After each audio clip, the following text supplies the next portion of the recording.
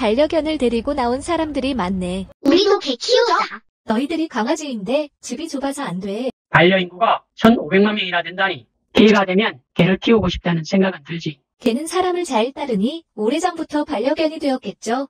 고대 사람들은 개에 대해 무서움과 친근함 두 가지를 동시에 가지고 있었어. 무서움은 광경병 때문이고 친근함은 인간과 가까운 동물에다 집을 지켜주거나 인간을 보호해 주었으니 당연한 결과겠지. 똑똑이를 불러 댕댕이가 가족이 된 역사에 대해 들어볼까? 똑똑아. 고대시대의 개는 반려 성격 이외에도 숭배와 멸시에 상관되는 대상이었어. 아니, 개를 숭배했다고요? 메소포타미아에서는 애군을 쫓기 위해 개 모양의 토우를 현관이나 방에 두기도 했지. 개 모양의 토우를 집에 두었다고요? 초자연적 위험을 차단하고 집안의 안락함과 위안을 얻기 위한 목적이었어. 흥미로운 것은 메소포타미아인들이 개 목줄을 사용하고 목줄에 개의 이름이나 주인의 이름을 새기기도 했다는 거야. 개는 그때부터 인간의 반려동물이 되었겠네요? 아니, 때때로 괜찮은 대우를 받기도 했지만 때로는 어둠 속에서 학대당하고 희생되기도 했지. 국가와 시대별로 댕댕이가 어떤 대우를 받았는지 살펴볼까? 이스라엘은 반려견의 천국이야. 반려견이 보는 도그 TV를 만들 정도니까. 하지만 초기 유대인들에게 개는 성경에서처럼 들판을 돌아다니며 시체나 먹고 여기저기서 지저대는 야생동물에 지나지 않았어. 개에 대한 부정적 인식이 변한 것은 개를 끔찍이도 좋아했던 페르시아와 헬레니즘 시대의 영향이 커지. 페르시아 이란 말인가요? 이란인들이 개를 좋아한다고요? 이슬람에서는 개를 싫어하던데. 맞아. 이란 당국은 반려견을 키우거나 산책하는 것을 막기 위해 법을 만들고 심지어 체포하겠다고 위협하고 있어. 반려동물을 못 키우게 하다니 도대체 왜 그러죠? 그게 두 가지 이유가 있단다. 첫째, 이슬람에서 개를 불경시하는 것이고, 둘째, 반려동물을 키우는 것은 미국이나 유럽의 영향 때문이라는 것이지. 이란 당국은 미국과 유럽의 자유주의 문화가 이란으로 들어오는 것을 싫어하거든. 그럼 페르시아에서 개를 좋아했다는 것은 잘못된 것이네요? 페르시아인들이 개를 좋아했다는 것은 2600년 전 고대 페르시아 시대를 말하는 것이지. 페르시아의 국가 종교가 조로아스터교인데 이 종교 경전에 개에 대한 규정이 있을 정도였으니까. 종교 경전의 개에 대한 규정이 있었다고요?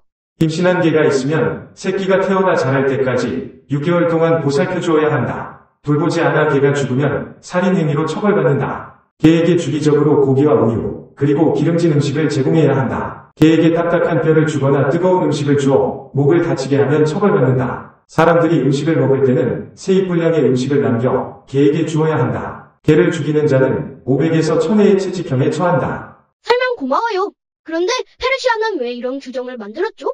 조로아스터교에서 개는 사악한 영혼의 창조물인 늑대로부터 인간을 보호하기 위해 창조되었다고 보았지.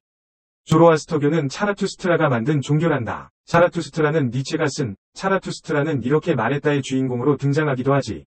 차라투스트라는 세상을 선과 악의 투쟁으로 보았고, 인간과 개는 선한 창조물로 악에 맞서 싸우는 생물체이기에 선한 창조물인 개를 죽이거나 학대하면 천벌을 받거나 지옥에 가게 된다고 생각했단다.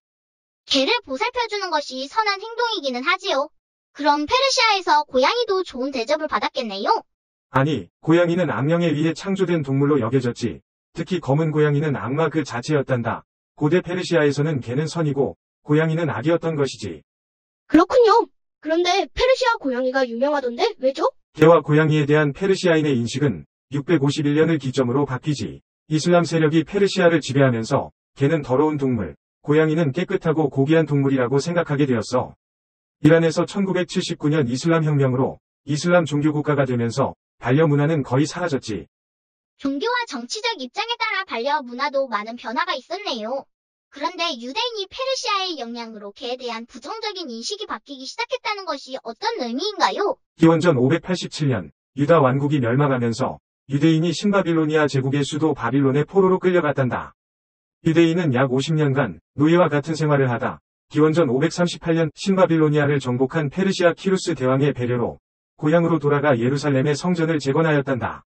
유대인들은 자신들을 구원해준 페르시아 종교와 문화를 부분적으로 받아들이게 되는데 페르시아의 개에 대한 긍정적 사고도 함께 유입된 것이지. 중세시대에는 반려 문화가 어떠했나요?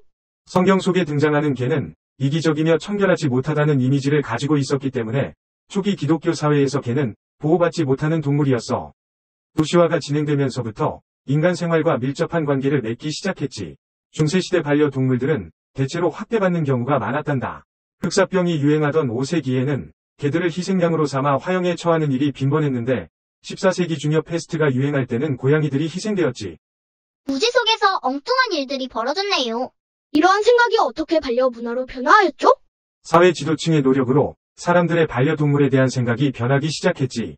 14세기 성직자 토마스 아퀴나스는 인간은 유일한 도덕적 존재로 동물을 보살피는 것이 자기 자신의 품성을 함양하는 것이라고 설명했고, 19세기 독일의 계몽주의 철학자 칸트는 동물에 대한 자비로운 감정이 인간에 대한 자비로운 감정을 개발해준다고 주장했어. 도덕적인 사람으로 보이려고 반려동물을 보살피기도 했겠네요. 18세기부터 귀족이나 상류층 중심의 반려문화가 중산층으로 확산되기 시작하여 19세기에 정착되었지. 영국에서 1822년 가축의 부당한 취급 방지를 위한 법률이 제정되고, 이 법을 시작으로 동물학대 방지를 위한 각종 법률이 제정되었으며 유럽 대륙에도 영향을 주었어. 반려문화가 정착되기에는 동물들에게 많은 시련이 있었지. 끝으로 북아메리카 인디언 전설로 마무리해볼까? 신은 개에게 인간을 어떻게 대할 것인지를 물었다. 개가 대답했다.